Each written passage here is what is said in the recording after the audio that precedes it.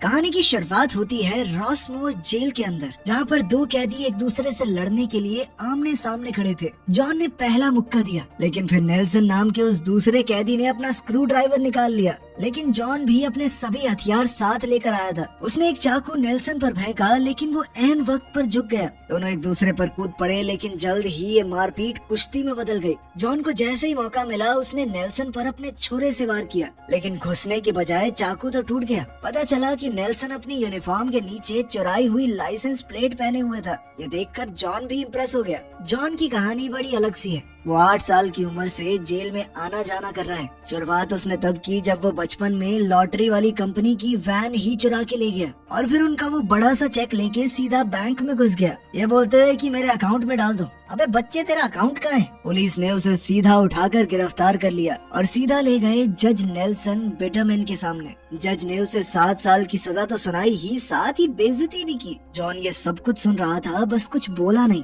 लेकिन उसकी आंखों में गुस्सा साफ था। जज ने फैसला सुना दिया और यहीं से उसका जेल में आना जाना शुरू हो गया। कुछ साल बाद जब वो जेल से छूटा तो उसने 2 पुलिस वालों को बंदूक की नोक पर लूटने की कोशिश की। साथ ही कहा कि मैं तुम्हें मार सकता हूँ, लेकिन आमने सामने खड़े होकर भी उसका निशाना चूक गया। फिर उसे दोबारा पकड़ के जज बिटरमैन के सामने ही खड़ा कर दिया गया। वही कोर्ट रूम, वही पुराना भाषण और फिर से वही जेल। अब 24 साल की उम्र में वो दोबारा बाहर आया, लेकिन फिर से 6 महीने के अंदर अंदर दोबारा से गाड़ी चुराने के चक्कर में अंदर। इस बार जज ने कहा कि तुझे जब चोरी करनी आती नहीं, क्राइम होता नहीं है तेरे से, तू पकड़ा जाता है तो करता क्यों है? पागल है क्या तू? जॉन को सिर्फ सजा नहीं चुभती थी, जज हर बार उसे ताना जरूर मारता था कि तू बेवकूफ है एक नंबर का। लेकिन इस बार बाहर आकर उसने सोचा कि जज से बदला लेके बाहर जाऊंगा, इसकी गेम बिठाऊंगा मैं। उसने कोर्ट हाउस में फोन किया ताकि वो जज से बात कर सके, लेकिन रिसेप्शनिस्ट ने बताया कि जज बिटरमैन तो अब रहे ही नहीं, मतलब जज रिटायर नहीं हुआ, मर गया था। उसे बहुत गुस्सा आया कि थोड़े दिन पहले मैं ही मार देता इसे। उसने गुस्से में फोन को झटका, फिर बूथ से बाहर निकला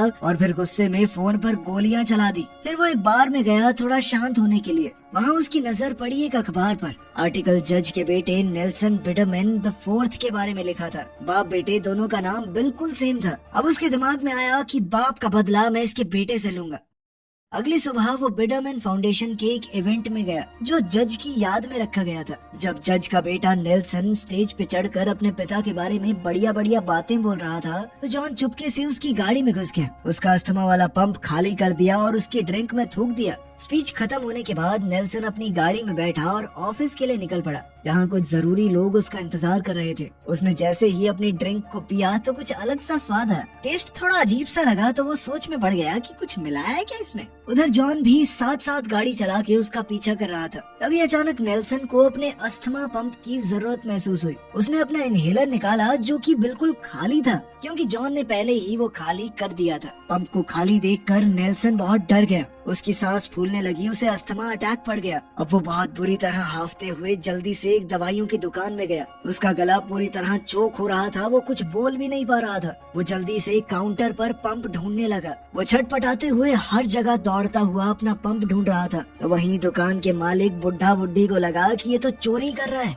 आखिर में जब उसे पंप मिला तो उसने दिखाने की कोशिश की कि मैं आपको नुकसान नहीं पहुंचाने आया। जैसे ही वो हाथ ऊपर कर रहा था, तभी जॉन ने बाहर से गोली हवा में चला दी। बूढ़े आदमी ने जैसे ही आवाज सुनी तो सोचा कि नेल्सन के पास बंदूक है। उसने जल्दी से पुलिस को बुलाने के लिए अलार्म दबा दिया और उधर बुढ़िया ने लंबी सी बंदूक निकाल ली। वहीं बाहर जॉन खुश था क्योंकि उसका मिशन पूरा हो चुका था। जज का प्यारा सा बेटा अब बंदूक की नोक पर लूटपाट के केस में अंदर जाएगा। अब नेल्सन हिरासत में अपने लॉयर ड्वेन पर चिल्ला रहा था, लेकिन सीसीटीवी में साफ दिख रहा था कि वो दुकान के अंदर उथल पुथल कर रहा था। उसके वकील ने कहा कि देखो सारे सबूत तुम्हारे खिलाफ हैं, तो अच्छा यही होगा कि तुम अपना गुनाह कबूल कर लो। इसके साथ ही उसे बिटरमैन फाउंडेशन के चेयरमैन के पद से रिजाइन करना पड़ेगा। उसका वकील ड्वेन इस वक्त फोन को स्पीकर पे लगा के बोर्ड के सारे लोगों के सामने बात कर रहा था। सबका यही मानना था कि नेल्सन को पद से हटा देना ही सही रहेगा। खैर जब ड्वेन को जज के सामने ले जाया गया तो उसने उससे बातचीत करने की कोशिश की। उसने कहा कि देखिए मैं आपके बहुत काम आ सकता हूँ। आप मेरे पापा को तो जानती होंगी, बहुत पैसा है हमारे पास, आपको जितना भी चाहिए। लेकिन जज एवा को ये सब बिल्कुल पसंद नहीं आया।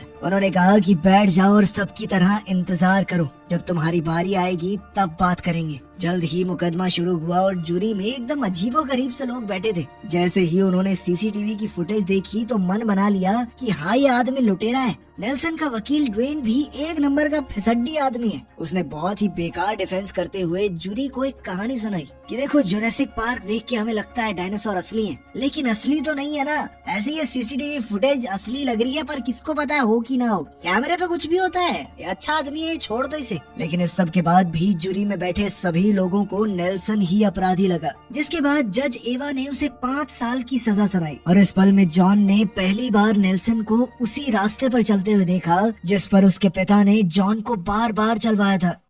बाद में वो अपने दोस्तों के साथ बैठा धुआं उड़ा रहा था, लेकिन उसका मन अभी भी शांत नहीं हुआ था। तभी 2 आदमियों ने उनके घर का दरवाजा खटखटाया। वो उनसे ड्रग्स खरीदने के लिए आए थे। वो समझ चुका था कि ये पुलिस वाले हैं, लेकिन फिर भी उन्हें अंदर बुलाया और ड्रग्स बेच दिए। जैसे ही वो चले गए, जॉन ने अपने दोस्तों से कहा कि अगर जेल नहीं जाना तो भाग जाए यहाँ से, क्योंकि उसे पता था कि अब क्या होने वाला है। वो वापस जेल जाने वाला है और इस बार वो ये सब कुछ जान के कर रहा था। पहली सुनवाई में वो किसी ड्रामा में नहीं पड़ा। जब उसे जज के सामने भेजा गया तो उसने चुपचाप अपना गुनाह मान लिया और सजा काटने के लिए रशमोर जेल की मांग की, क्योंकि उसी में तो नेल्सन जाने वाला है। जज ने उसकी बात मानकर उसे उसी जेल में भेज दिया। अब नेल्सन और जॉन एक ही बस में जेल में भेजे गए। रास्ते में माहौल काफी अजीब था, लेकिन जॉन ने प्यार से पेश आते हुए नेल्सन से उसका नाम पूछा और कहा कि उम्मीद है वो दोनों जेल में साथ रहेंगे। उसने वादा किया कि मेरे साथ रहोगे तो बचे रहोगे। जेल में पहुंचने पर नए कैदी वार्डन से पहली बार मिलने के लिए लाइन में लग गए,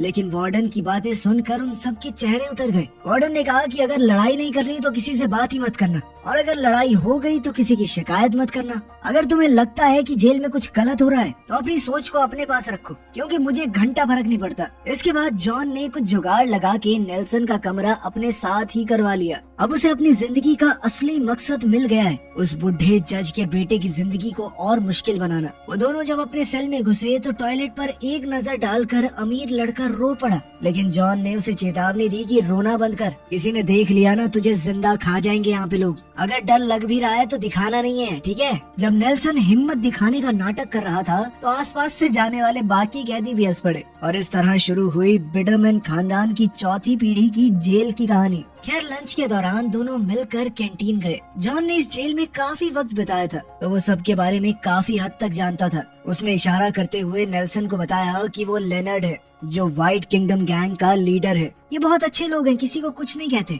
जॉन जानबूझकर नेल्सन को फंसाने की कोशिश कर रहा था। खैर, दोनों खाना खाते हुए बात कर ही रहे थे कि तभी लेनर्ड किसी दूसरे कैदी पर चढ़ गया और उसे सीधा उनकी टेबल पर पटक कर चाकू से मार डाला। जॉन तो चुपके से साइड हो लिया, लेकिन नेल्सन वहीं जम गया। जल्दी ही गार्ड्स भागते हुए आए और उन्होंने नेल्सन से पूछा कि आखिर इस आदमी को किसने मारा। जॉन के इशारे पर नेल्सन ने बता दिया कि ये लेनर्ड ने मारा है इसे। बस फिर क्या था, नेल्सन बेचारा लेनर्ड के दुश्मनों में शामिल हो गया।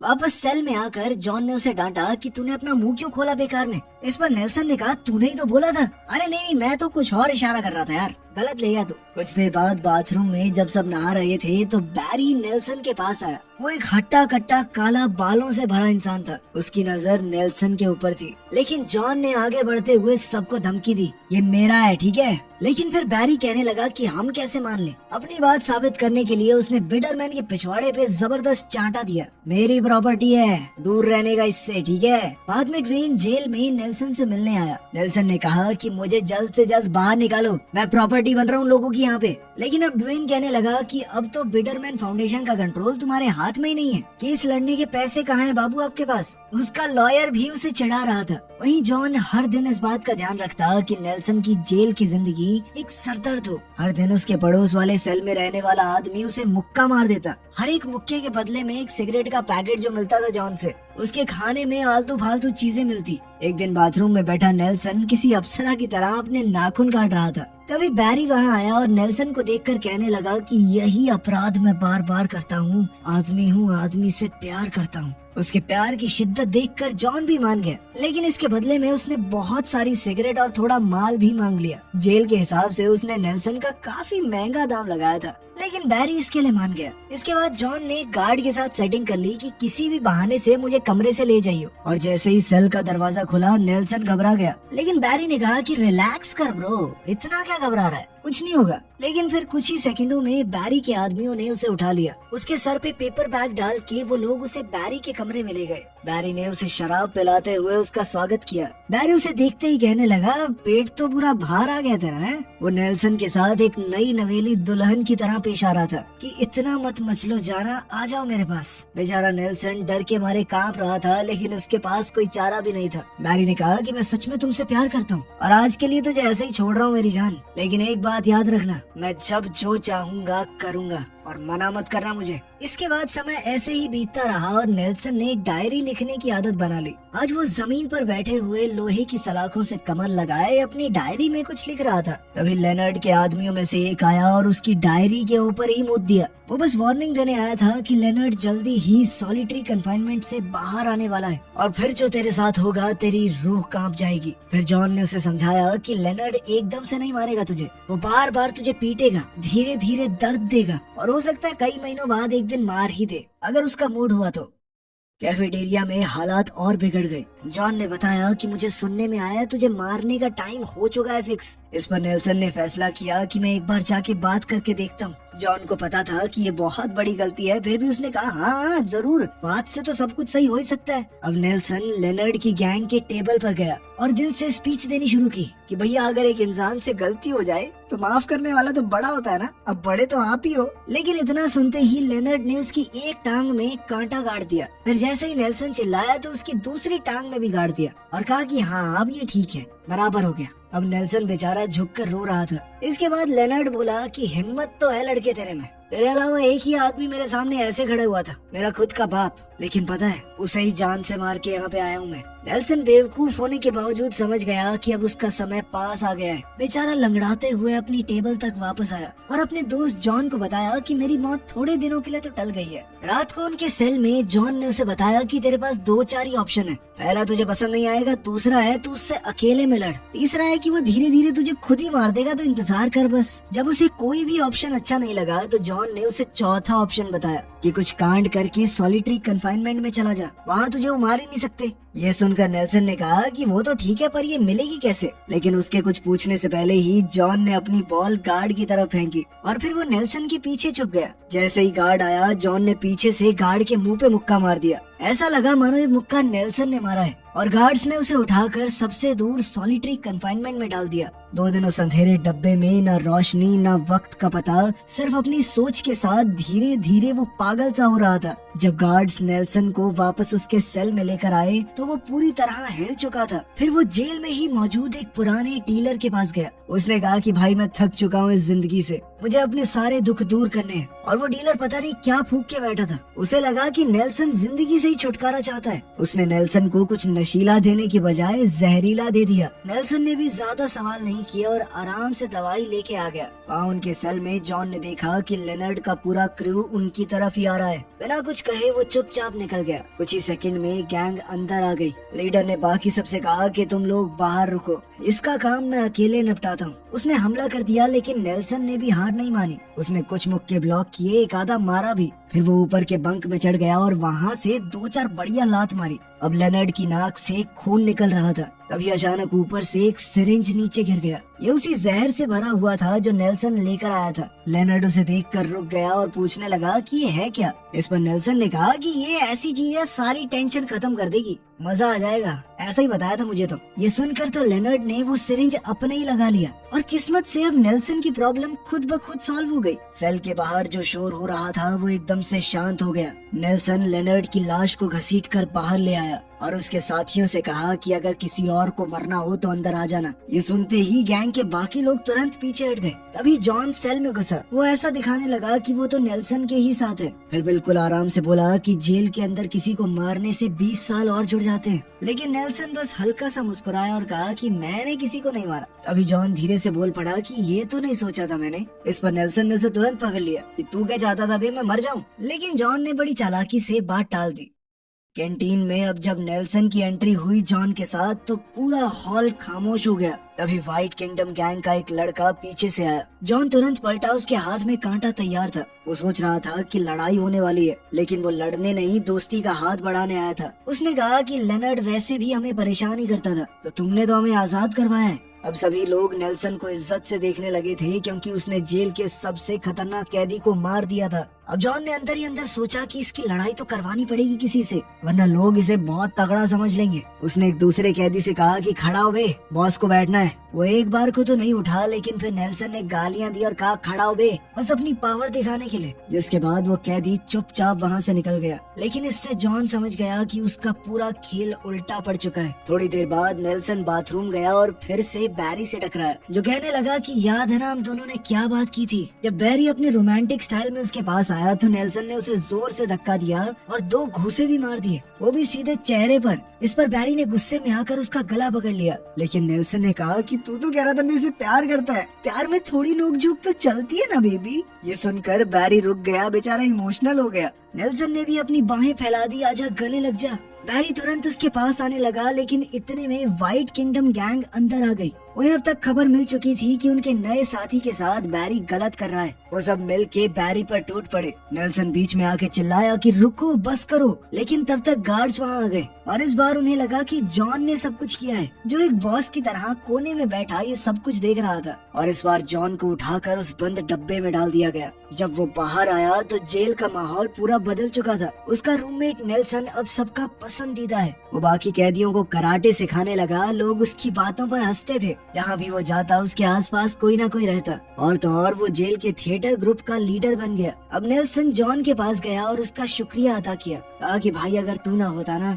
तो मैं सब झेल नहीं पाता, तूने मुझे जीना सिखाया है। ये सब देखकर जॉन का दिमाग ही हिल गया। उसने फ्रस्ट्रेट होके पूरे सेल में तोड़ फोड़ मचा दी। उसने अपनी आजादी जानबूझकर खोई थी ताकि वो जज के बेटे को जेल में परेशान कर सके, ना कि उसे जेल के मजे लेते हुए देख सके। इसी बीच बैरी और नेल्सन अब सच में काफी करीब आ गए थे, मतलब बहुत करीब। एक दिन नेल्सन सेल में अकेला था और वहाँ जॉन आया। वो एक लंबा चौड़ा भाषण देने लगा कि मुझे बहुत गर्व है भाई तेरे ऊपर, तू कहाँ से कहाँ पहुँच गया, कल तेरी सुनवाई है, मुझे उम्मीद है कि तुझे छोड़ दिया जाएगा। उसके हाथ में एक कैन था जो उसने नेल्सन को देते हुए कहा कि ये हमारे बिछड़ने का तोहफा है, लेकिन कैन पहले से खुला हुआ था। इस बात से नेल्सन को थोड़ा शक हुआ, लेकिन जॉन ने तुरंत कहा कि मेरे ऊपर शक कर रहा तू, मेरे ऊपर गंदे। शक दूर करने के लिए उसने पहली सिप खुद ले ली और फिर बेचारा बनके कहने लगा कि भाई बहुत हर्ट हुआ हूँ मैं। ये सुनकर नेल्सन पिघल गया और उसने पूरा कैन एक ही बारी में पी लिया, जो कि उसकी बहुत बड़ी गलती थी। उस ड्रिंक के अंदर कुछ तो मिलाया हुआ था। कुछ ही मिनटों में नेल्सन बेहोश हो गया। तब तक जॉन शांत रहा और खुद उल्टी करके दवाई बाहर निकाल दी। फिर उसने जल्दी से अपने प्लान को आगे बढ़ाया। अगली सुबह नेल्सन को कोर्ट ले जाया गया उसकी सुनवाई के लिए। उसने जजेस के सामने कहा कि जेल ने मुझे बदल दिया है, मैं एक नया इंसान बन गया हूँ। लेकिन उसके माथे पर व्हाइट पावर लिखा हुआ था और गले के ऊपर नाजियों के निशान। ये सब देखकर जजों ने उसकी समय से पहले रिहाई को खारिज कर दिया और साथ ही लिखा कि उसे पूरा समय होने के बाद ही जेल से निकाला जाए। जल्द ही नेल्सन ने भी अपने गले और माथे पर बनी हुई चीजें देखी और वो समझ गया कि ये सब किसने किया है। सेल में वापस आते ही वो जॉन पर झपटा। दोनों के बीच जबरदस्त हाथापाई हुई। दोनों तरफ से मुक्के बरसने लगे, लेकिन आखिर में जॉन ने पुराना खिलाड़ी होने का फायदा उठाया और वो जीतने लगा। जब जॉन उसे लोहे की सलाखों से दबा रहा था तो उसने सच बताया, तेरे बाप ने मुझे सजा पे सजा सुनाई, कभी सुधरने का मौका नहीं दिया, उसी के चक्कर में मैंने तुझे यहाँ भिजवाया है, मैं लेकर आया तुझे यहाँ पर। ये सुनकर नेल्सन को बहुत गुस्सा आया और उसने जॉन का सर बंक बेड के लोहे पर दे मारा। तभी गार्ड्स वहाँ पर आए और उनकी लड़ाई को रोकते हुए कहा कि अगर तुम दोनों को लड़ना ही है ना तो ढंग से लड़ो। बाहर मैदान में उनकी एक लड़ाई तय की गई जिसके कोई रूल नहीं होंगे। जब तक उनमें से एक मर नहीं जाता लड़ाई खत्म नहीं होगी। तब से उन पर 24 घंटे नजर रखी जाने लगी ताकि लड़ाई से पहले ही वो एक दूसरे को मार न दे। सारे गार्ड्स, कैदी सभी ने सट्टा लगाना शुरू कर दिया कि कौन जीतेगा। पैसे दाव पर लग चुके थे। वार्डन ने भी इस पर पैसा लगाया था। फिर एक दिन विजिटिंग आवर्स के दौरान नेल्सन से मिलने के लिए कोई आया। वो था बैरी। अब वो जेल से छूट चुका था, लेकिन अपने प्यार नेल्सन के बिना जिंदगी नहीं गुजार पा रहा। वो कहने लगा कि सोच रहा हूँ कोई क्राइम करके वापस आ जाऊँ, लेकिन नेल्सन ने कहा कि ऐसा कुछ मत करना, इस दुनिया में तुम ही मेरा परिवार हो। इस पर बैरी ने कहा कि मैं तेरे लिए कुछ भी करने को तैयार हूँ, एक बार बता बस। तभी अचानक से नेल्सन के दिमाग में एक आइडिया आया। शहर के दूसरे हिस्से में ड्वेन अपने ऑफिस में गोल्फ खेल रहा था। जैसे ही उसका फोन बजा तो नेल्सन ने कहा कि मुझे यहाँ से निकाल जल्दी। ड्वेन ने याद दिलाया कि अब तू चेयरमैन थोड़ी है, तेरे पास पैसे नहीं है, तू मेरी फीस कैसे भरेगा। इस पर नेल्सन ने कहा कि मैं हेड नहीं बन सकता, लेकिन मेरा बेटा तो मेरी जगह ले सकता है ना। मैंने किसी को गोद ले लिया है, वो तेरे ऑफिस में आता होगा। तभी बैरी ऑफिस में घुस आया। 150 किलो का बेटा था उसका। उसने ड्वेन से कहा कि निकल यहाँ से, क्योंकि अब चेयरमैन की कुर्सी मेरी है। जल्द ही दोनों कैदियों के बीच लड़ाई छिड़ गई। यहीं से कहानी की शुरुआत हुई थी। जॉन नेल्सन के ऊपर चढ़ गया और फिर अपनी शर्ट का एक हिस्सा जो उसने इंडस्ट्रियल क्लीनर में भिगोया हुआ था नेल्सन के चेहरे पर मल दिया। ये काफी था नेल्सन का बैलेंस बिगाड़ने के लिए और जॉन ने उसे जोर से लात मारी। फिर दोनों ने एकदम से सिरिंज निकाल ली ताकि एक दूसरे को जहर चुभा के मार सके। अचानक नेल्सन का मूड बदल गया। उसने कहा कि बंद करते हैं सब, ड्रॉ मान लेते हैं ना भाई। इस पर दोनों ने हामी भरी और फिर अचानक से उसने कहा कि मैंने यहाँ पर एक चीज सीखी है, किसी पर भरोसा मत करो। और अगले ही सेकंड उसने जॉन को इंजेक्शन लगा दिया, लेकिन जॉन ने भी मरने से पहले अपना इंजेक्शन नेल्सन को लगा दिया था। दोनों एक साथ गिर पड़े मानो मर गए हों। जल्द ही वहाँ पर मेडिकल टीम आई और दोनों को मरा हुआ घोषित कर दिया। जल्द ही दोनों को दफना दिया गया और अब बिडरमैन फाउंडेशन की ताकत पूरी नेल्सन के इकलौते बेटे बैरी को दे दी गई। लेकिन सभी लोगों के जाने के बाद बैरी ने कब्र खोदी और अंदर से निकला एक जिंदा नेल्सन। ये सब कुछ प्लान का हिस्सा था। दरअसल नेल्सन ने पहले ही डीलर से दवाई ले ली थी जो किसी भी आदमी को 3 दिन तक बेहोश रख सकती थी। वही उन्होंने एक दूसरे को इंजेक्ट की थी। मेडिकल स्टाफ को बहुत सारे पैसे देकर बैरी ने पहले ही खरीद लिया था। दूसरी कब्र के पास खड़े होकर नेल्सन ने सोचा कि इसे तो यहीं पे मरने के लिए छोड़ देते हैं, लेकिन फिर बैरी इमोशनल हो गया और उन्होंने जॉन को निकाल ही लिया। थोड़ी बहस हुई, फिर दोनों ने हाथ मिलाया और पुरानी दुश्मनी को वहीं दफना दिया। 1 साल बाद हमने देखा कि ये सभी लोग अपनी बढ़िया जिंदगी जी रहे थे। इसी के साथ दोस्तों ये कहानी यहाँ पे खत्म हो जाती है। बाकी आप बताइए आपको कैसी लगी। मिलते हैं आपसे अगली वीडियो में। ध्यान रखिएगा अपना। Thanks for watching.